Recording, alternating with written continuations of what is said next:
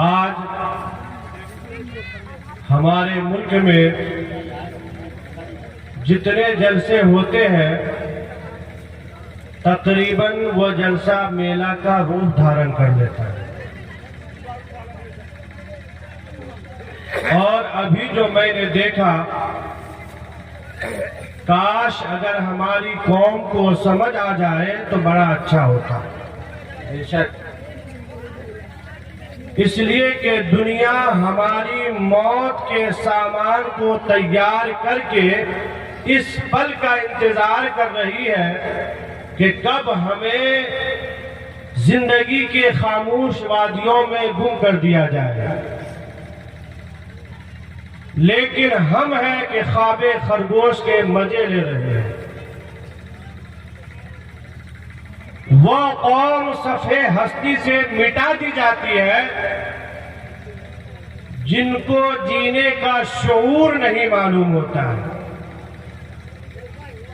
اگر واقعی آپ باوقار زندگی گزارنا چاہتے ہیں تو اپنی زندگیوں کے ان سوراخوں کو بند کرنا ہوگا جن کے ذریعے سے آپ کی زندگی میں، آپ کے معاشرے میں، آپ کی سوسائٹی میں برائیوں کی آمد ہے۔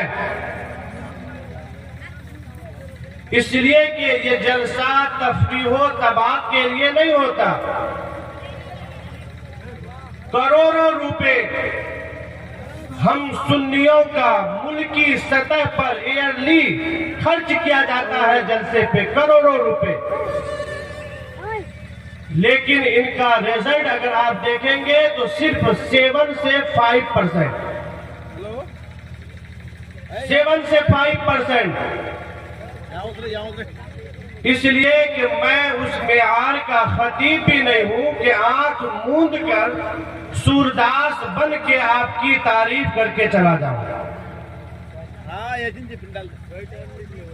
اس لیے کہ ڈاکٹر مریض جس قسم کے دوائی کا متمنی ہو، اگر ڈاکٹر وہی دوائی دے دے تو پھر یہ ڈاکٹر کی ذمہ داری نہیں ہے۔ ڈاکٹر کی ذمہ داری یہ ہے کہ مریض کے مرض کو تشخیص کرے اور جس معیار کا مریض ہے اس معیار کے دوائی کا سلیکشن کر کے ان کو ہدایت دے کے کہے کہ تم کھاؤ۔ اور اتفاق سے بخار کے مرض کو بھی جو ہے دودھ کڑوا لگتا ہے، اور گناہوں کے مرض کو جو ہے اچھی بات کڑوی لگتی ہے۔ اور اتفاق سے میرے پاس بڑی کڑوی دوائی ہے۔ بسا اوقات ہوتا یہ ہے کہ ڈاکٹر جب آپریشن کرتا ہے نا تو مریض انہیں لات بھی مار دیتا ہے، تھپڑ بھی رسید کر دیتا ہے، اور نہ جانے کیا سے کیا کہہ ڈالتا ہے۔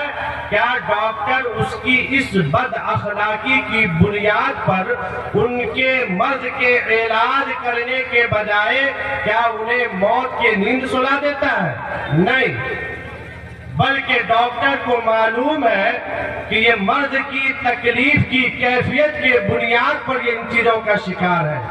جب یہ اچھا ہو جائے گا تو یہ مجھے دعائیں دے گا۔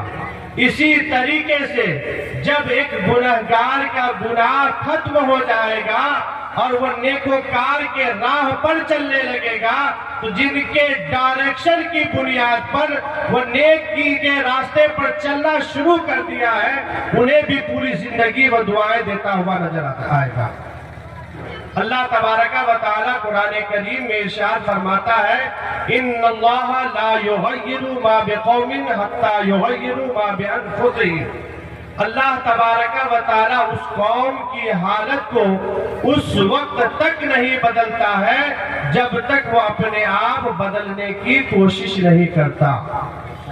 علامہ اقبال کے زبانی یوں بھی کہہ سکتے ہیں کہ خدا نے آج تک اس قوم کی حالت نہیں بدلی جن کو نہ ہو احساس اپنی حالت بدلنے کا۔ دنیا بدلاؤ چاہتی ہے، ہم بھی چاہتے ہیں کہ بدلاؤ ہو۔ دنیا بدلاؤ چاہتی تھی، 60 سال کے اندر بدلاؤ آیا، ایسا بھینکر بدلاؤ آیا کہ 10 سال کے اندر میں پورا ملک پناہ مانگنے لگ گیا، 10 سال کے اندر میں۔ اور مسلمانوں کے لیے ضروری ہے کہ وہ بدلتا ہی رہے، بدلتا ہی رہے۔ آج کچھ کہنے کی ضرورت نہیں ہے، کچھ کر گزرنے کی ضرورت ہے۔ اللہ قرآن کریم میں ارشاد فرماتا ہے، یا ایھا الذین آمنوا اتقوا اللہ، اے ایمان والو اللہ سے ڈرو اور بات سیدھی سیدھی کرو۔ آج جن کو دیکھیے وہ آڑی ٹیڑھی بات کرتا ہے، جن کو دیکھیے کنتو اللہ فرماتا ہے بات سیدھی سیدھی کر، لیکن آج جن کو دیکھے کہ وہ کنتو پرنتو لگا کر بات کرتے ہیں، اور ایسی بات کریں گے کہ کبھی ادھر گھما دیں گے کبھی ادھر گھما دیں گے۔ رب کا مطالبہ ہے اہل ایمان سے کہ اے مومن اللہ سے ڈر اور بات سیدھی سیدھی کر۔ اگر آپ بات سیدھی سیدھی کریں گے تو ہوگا کیا؟ یُصْلِحْ لَكُمْ أَعْمَالَكُمْ، اللہ تمہارے اعمال کو درست فرما دے گا۔ صرف اعمال کو درست نہیں فرمائے گا، آگے فرماتا ہے یغفر لکم ذنوبکم، کہ اللہ تمہارے گناہوں کو معاف کر دے گا۔ ہم میں سے کون نہیں ہے جو یہ نہیں چاہتا ہو کہ ہم گناہوں کو معاف کروا لیں؟ ہر آدمی چاہتا ہے کہ ہم گناہ کو معاف کروا لیں۔ کون ہے جو نہیں چاہتا ہے کہ ہم اپنے خطاؤں پر شرمسار نہ ہو؟ کون ہے جو رب کی رحمت کا طلبگار نہیں ہے؟ ہر انسان جو ہے کشکول گدائی کو پھیلا کر بھیک مانگنے کے لائن میں لگا ہوا ہے۔ رب فرماتا ہے کہ تم بھیک منگے ہو، میرا مولا فرماتا ہے یا ایھا الناس انتم الفقراء الی اللہ، کہ اے لوگو تم سب کے سب اللہ کے دربار کے بھیک منگے ہو۔ کیا بھیک منگے کو جیب دیتا ہے کہ وہ سینہ تان کر چلے؟ کیا بھیک منگے کو جیب دیتا ہے کہ وہ آج زبان درازی کرے؟ کیا بھیک منگے کو جیب دیتا ہے کہ وہ کسی کی چگلی کھائے؟ سب کے سب بھکاری ہو۔ رب فرماتا ہے بھیک منگے ہو۔ ایک بھیک منگا اگر آپ کے دروازے پر آ کر اناپ شناپ بول کر چلا جاتا ہے تو بجائے بھیک دینے کے آپ انہیں تھپڑ رسید کر دیں گے، ان کی آنکھیں نکال دیں گے، ان کو جو ہے دروازے سے دھکا مار کر بھگا دیں گے۔ ہم تو سب کے سب بھیک منگے ہیں، ہم تو رب سے مانگتے ہیں کہ مولا مجھے یہ دے دے، مولا مجھے وہ دے دے۔ کم سے کم کشکولے گدائی پھیلانے کا سلیقہ نہیں، کم سے کم بارگاہ ربی میں کشکولے گدائی پھیلا کر تو دیکھ، اس لیے کہ میرا رب بڑا کریم ہے، اپنے بندوں سے بہت زیادہ پیار کرتا ہے۔ وہ کب چاہتا ہے کہ میرا بندہ جہنم کا مسافر بن جائے؟ وہ تو یہی چاہتا ہے کہ میرا بندہ جنت کا مسافر بن جائے۔ اگر آج کوئی جنت کے راہ کو چھوڑ کر جہنم کے راستے پر چل نکلا ہے تو وہ خود مجرم ہے، وہ خود مجرم ہے۔ رب فرماتا ہے کہ اللہ تمہارے خطاؤں کو معاف فرما دے گا، خطاؤں کو معاف فرما دے گا۔ اور جب میرے آقا کریم صلی اللہ علیہ وسلم نے اسلام کے پیغام کو روشن کیا، اعلان نبوت کی، تو کفار نے مسلمانوں کی زندگی کو اجیرت کر دیا۔ اور اس وقت جب کہ ذرہ ذرہ دشمن تھا، قطرہ قطرہ دشمن تھا، لیکن آج ہمارا یہ نوجوان طبقہ کہاں جا رہا ہے؟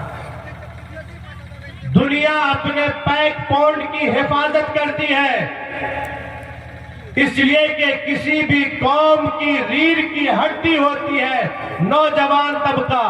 آج ہمارا نوجوان عیاشی کا شکار ہے، آج ہمارا نوجوان جوا کھیلتا ہوا نظر آتا ہے، بے شرمی کا مظاہرہ کرتا ہے۔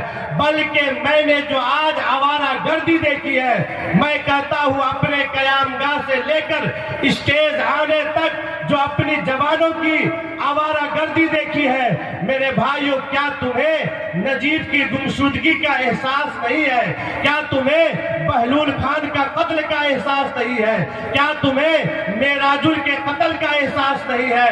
اگر احساس نہیں ہے تو تمہیں اس دنیا میں جینے کا کوئی حق نہیں ہے۔ بے شک بے شک۔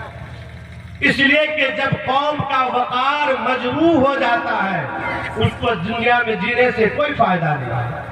آج ایک سال کے اندر 100 سے زائد مسلم بچیاں غیر مسلموں کے ساتھ شادی کی ہے، پھر بھی ہم فخر کے ساتھ کہتے ہیں کہ زندہ ہے، پھر بھی ہم کہتے ہیں کہ ہمارے نوجوان زندہ ہیں، ہمارے بزرگ زندے ہیں۔ اس فخر کے ساتھ کاش اگر مجھے یہ بات یاد ہوتا کہ ایک مسلمان کی قدر و قیمت کیا ہے، آج ہمیں اسلام کی قدر و قیمت کا احساس ہوتا تو آج ہمارا یہ کیفیت نہیں ہوتی۔ تو بہرحال آج ضرورت اس بات کی ہے کہ آپ رجوع اللہ ہو جائیے اور جلسہ جلوس کیجئے، لیکن یہاں سے کوئی اچھا پیغام لے کے جائیے۔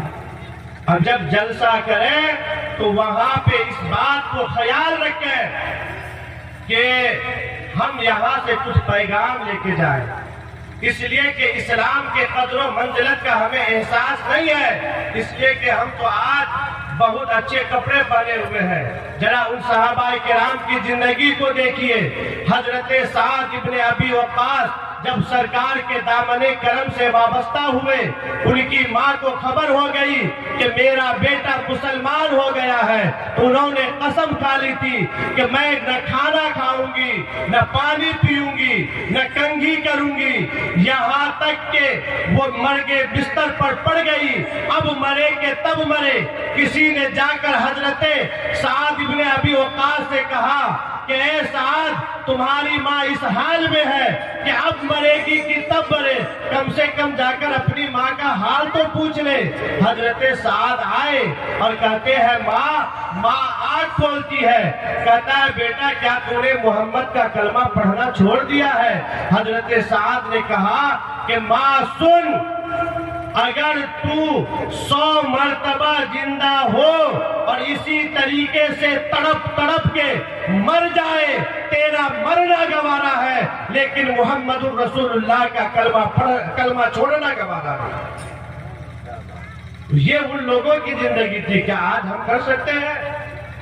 اس کا احساس ہے، اس لیے کہ ہم نے اپنے بچے کو کٹوایا نہیں، ہم نے اپنے آپ کو کوئی قربانی نہیں دی ہے۔ اللہ کے فضل سے مسلمان کے گھر میں پیدا ہوئے اور میرے باپ مسلمان تھے، دادا مسلمان تھے، لکڑ دادا مسلمان تھے، شکر دادا مسلمان تھے، ہمیں کوئی قدر کرنی نہیں پڑی، اس لیے اسلام کا ہمیں احساس نہیں۔ لیکن یورپ کے کسی انسان سے آپ پوچھ کر دیکھیں، وہ کہتا ہے کہ مسلمان ہو جانے کے بعد مجھے دنیا کی سب سے بڑی دولت مل گئی ہے،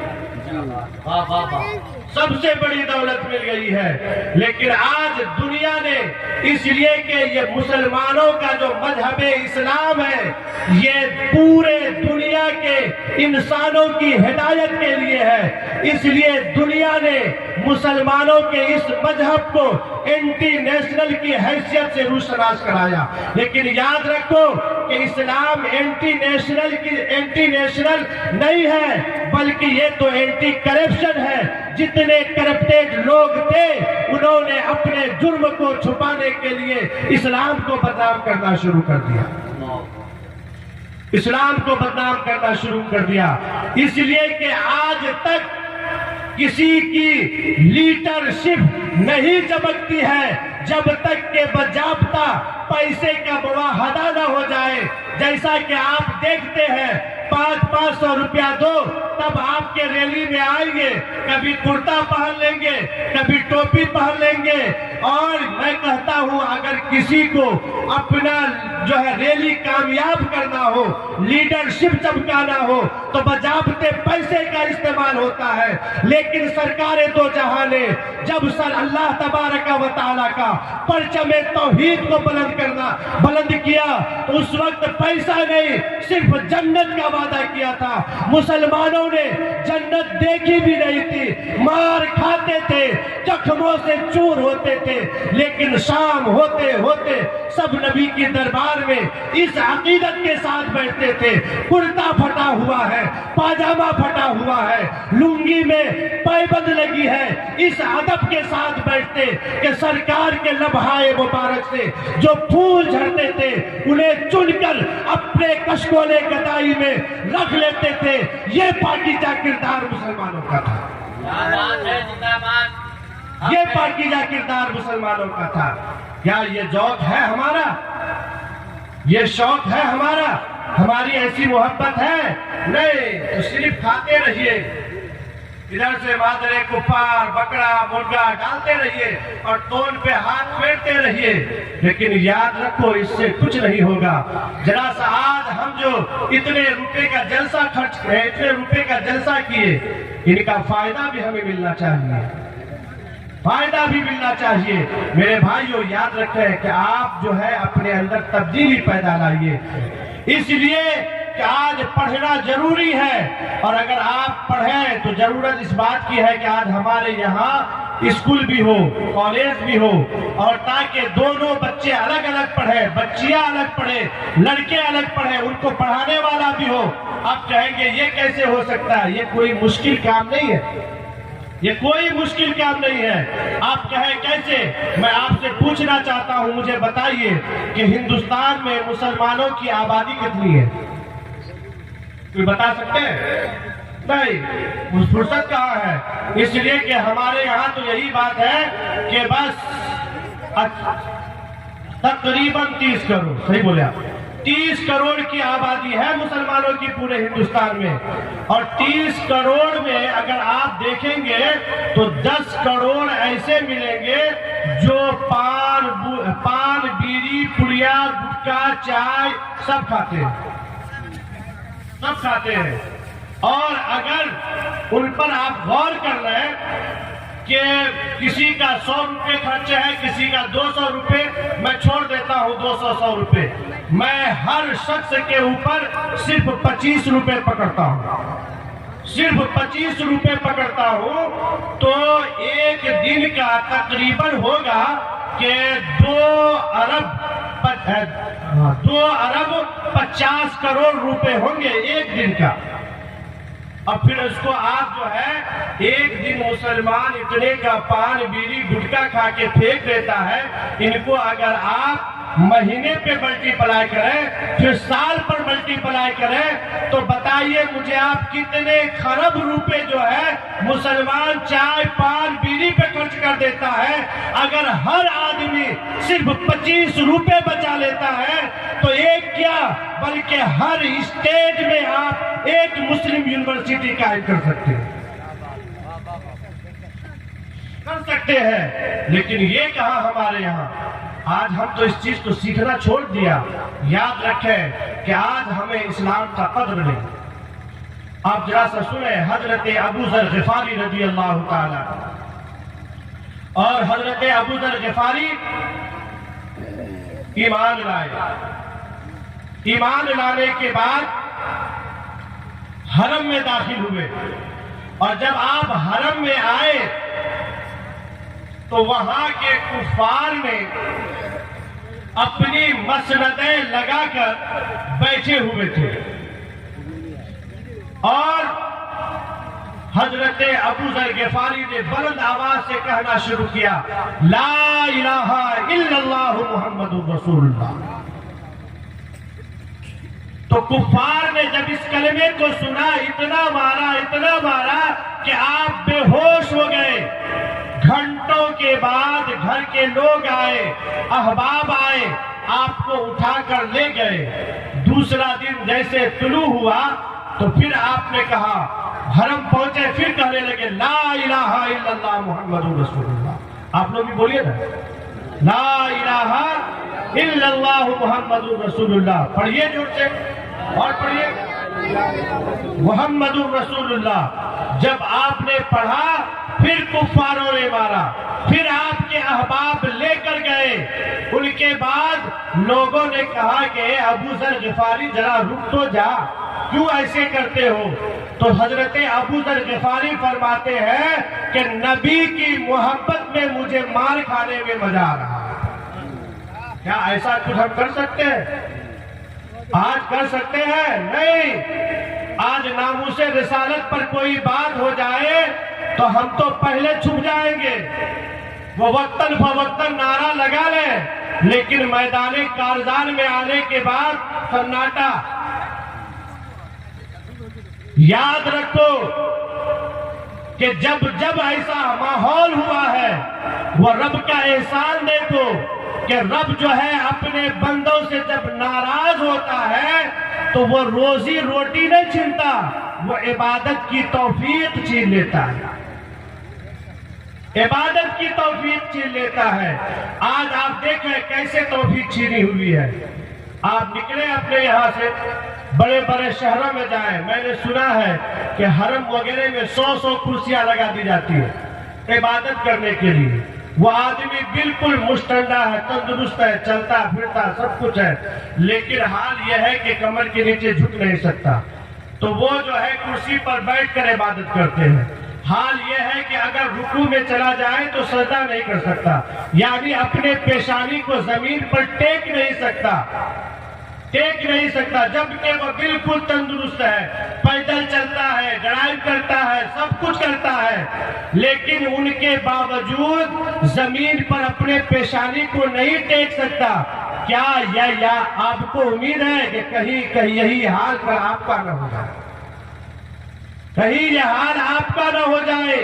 اس لیے کہ وہ رب جب اپنے بندوں سے ناراض ہوتا ہے تو وہ روزی روٹی نہیں چھینتا، وہ صرف عبادت کی توفیق چھین لیتا ہے۔ آج مسلمان دیکھیے نماز پڑھنے سے دور ہے، خدا کے گھر سے دور ہے، قانون الہیہ کو پامال کرنا شروع کر دیا۔ لیکن یاد رکھو کہ اگر آج تم صرف ہفتہ میں ایک دن جمعہ کی نماز پڑھنے آتے ہو اور رب کی نعمت کو 3 بار ٹھوس کر گلے تک کھاتے ہو اور عبادت کرنے صرف جمعہ کے روز آتے ہو، تو تمہیں چاہیے یہ تھا کہ صرف تم جو ہے ایک دن ہفتہ میں کھایا کرو، ایک دن کھایا کرو۔ ایسا ہوگا نہیں، بلکہ یاد رکھیں کہ عبادت بہت بڑی چیز ہے، بہت بڑی چیز ہے۔ آئیے ذرا سے ایک بات آ گئی ہے تو میں بتاؤں۔ آقا کریم صلی اللہ علیہ وسلم نے ارشاد فرمایا کہ اعمار امتی بین 70 و 60، کہ میرے امتی کا جو عمر ہے وہ 60 سے 70 سال کے درمیان، 60 سے 70 سال کے درمیان۔ آپ دیکھتے ہوں گے کہ زیادہ تر جو ہمارے محلے میں جنازے اٹھتے ہیں تو یا تو 60 سال کی عمر میں یا 70 سال کی عمر میں، 60 سال کی عمر میں یا 70 سال کی عمر میں۔ ہم میں سے کچھ لوگ ہوں گے جو 30 سال کی زندگی گزار دیے ہوں گے، کچھ تو وہ ہوں گے جو 40 سال کی زندگی گزار دیے ہوں گے، کچھ تو وہ ہوں گے جنہوں نے جو ہے 50 سال کی زندگی گزار لی ہوگی۔ اب بچی کتنی زندگی؟ زیادہ سے زیادہ 15 سال، زیادہ سے زیادہ 20 سال، زیادہ سے زیادہ 25 سال، یہ آپ کی زندگی ہے۔ لیکن ان زندگیوں میں ہم نماز کتنے دن پڑھتے ہیں؟ یاد رکھیں آقا کریم فرماتے ہیں کہ ایک مومن اور ایک کافر کے درمیان جو حد فاصل ہے وہ نماز ہے، اس لیے کہ مومن نماز پڑھتا ہے، کافر نماز نہیں پڑھتا ہے۔ اور ایک حدیث پاک سنیں، آقا کریم فرماتے ہیں آسان ہے یہاں بیٹھ کر پوری رات جاگ لینا، مشکل ہے نماز فجر میں کھڑا ہو جانا، یہ مشکل ہے۔ اس لیے اس وقت یا ہم سے ہو یا ہمارے کوئی بھی اہلیان ہو، ان سے یہ نہیں پوچھا جائے گا کہ مولانا صاحب اب رات کے کتنے بجے رات تک جاگے تھے، کیا فجر کی نماز پڑھی تھی، یہ پوچھا جائے گا۔ اس لیے کہ قرآن کریم میں سورہ یاسین کے اندر رب تبارک و تعالی فرماتا ہے وَامْتَازُوا الْيَوْمَ أَيُّهَا الْمُجْرِمُونَ، کہ اللہ تبارک و تعالی بروز محشر وہاں پہ الگ کر دے گا۔ حضرت مفتی یارخان نعیمی رحمت اللہ علیہ اس آیت کے تفسیر میں لکھتے ہیں کہ جہاں پہ بلکہ 1000 میں سے صرف ایک آدمی نیکوکار ہوگا، بلکہ 999 لوگ جہنمی ہوں گے۔ اب یاد رکھیں، ان کے بعد یاد رکھیں، آقا فرماتے ہیں، اس حدیث پاک کے زور کو دیکھیں، اور اس حدیث پاک کا زور کیا ہے؟ آج ہمارے گھروں میں کوئی انسان نماز نہیں پڑھتا، مسلمان کا گھر ہے، ان کے گھر میں اگر کھوج رہے تو 2 سے 4 آدمی آپ کو نمازی نہیں ملیں گے۔ آقا فرماتے ہیں کہ ما کان ابی ابن خلف، پوری حدیث پاک ہے کہ اللہ تبارک و تعالی بروز محشر جس صف میں بے نمازیوں کو کھڑا کرے گا، وہ کون سا صف ہے؟ سورہ کہتے جس صف میں اللہ تبارک و تعالیٰ کے دشمن کھڑے ہوں گے، اسی صف میں اللہ تبارک و تعالیٰ بے نمازیوں کو کھڑا فرمائے گا۔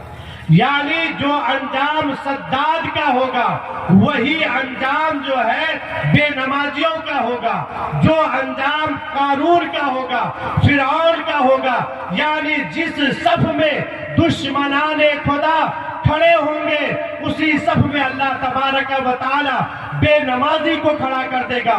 مجھے بتائیے، جن کے دلوں میں ذرہ برابر ایمان کا بود و باش ہو، کیا وہ کبھی چاہے گا کہ میرا حساب جو ہے ابو جہل کے ساتھ کر دیا جائے، یا وہ چاہے گا کہ میرا حساب جو ہے سداد کے ساتھ کر دیا جائے؟ بلکہ ہر مسلمان کا یہ خواہش ہے کہ مولا میرا حساب صدیق و عمر کے ساتھ کر دینا، میرا حساب عثمان غنی کے ساتھ کر دینا۔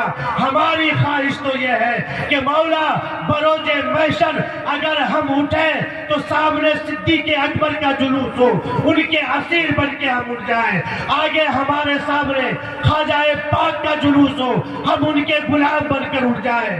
اگر آپ یہ چاہتے ہیں کہ خواجہ اجمیری کے غلامی میں اٹھیں، غوث پاک کے غلامی میں اٹھیں، تو یہاں سے جائیے، اور جانے کے بعد آج تاریخ سے یہ عہد کر لیں کہ ہماری ایک بھی نماز قضا نہیں ہونی چاہیے۔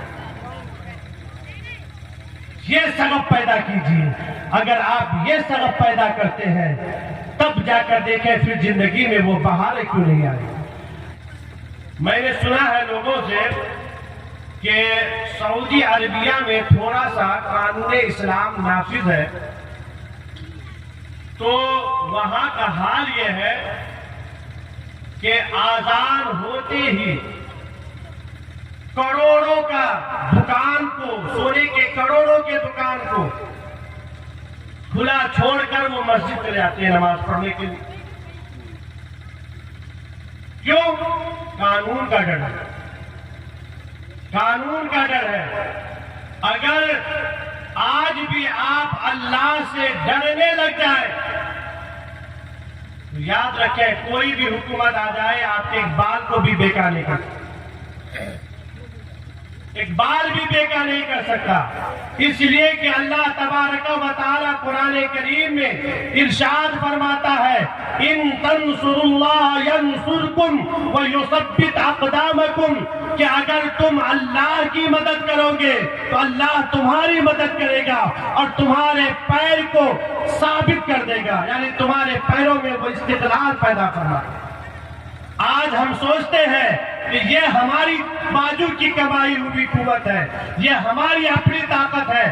یاد رکھیں یہ آج جو ہے ہاتھ پیر میں جو یہ آپ کی قوت ہے جو آپ دیکھ رہے ہیں، یہ آپ کے باپ کی دی ہوئی طاقت نہیں ہے، یہ خدا پاک کی دی ہوئی طاقت ہے۔ اور انسان اپنے سر سے لے کر پیر تک یہ پورے خدا کی انمول نعمت ہے، اس نعمت کی قدر کر انسان، ورنہ جب تک یہ آنکھ میں دیکھنے کی صلاحیت ہے اس وقت تک قدر کر، ورنہ ہی سرداب ہو جائے گا۔ اور کان میں جب تک سماعت کی قوت ہے اس کی قدر کر، کان کے ذریعے سے گانا سن سن کر اپنے دلوں میں نفاق مت پیدا کر۔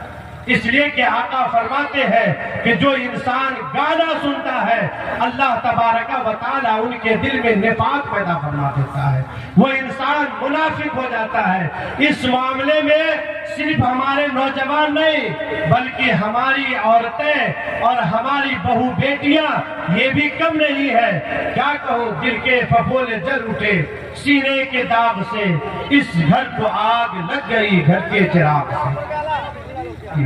اللہ کی بارگاہ میں دعا گو ہوں, اللہ تبارک و تعالی ہمیں اور آپ کو راہ راست پر چلنے کی توفیق و رفیق عطا فرمائے. وما علینا الا البلاغ. السلام علیکم.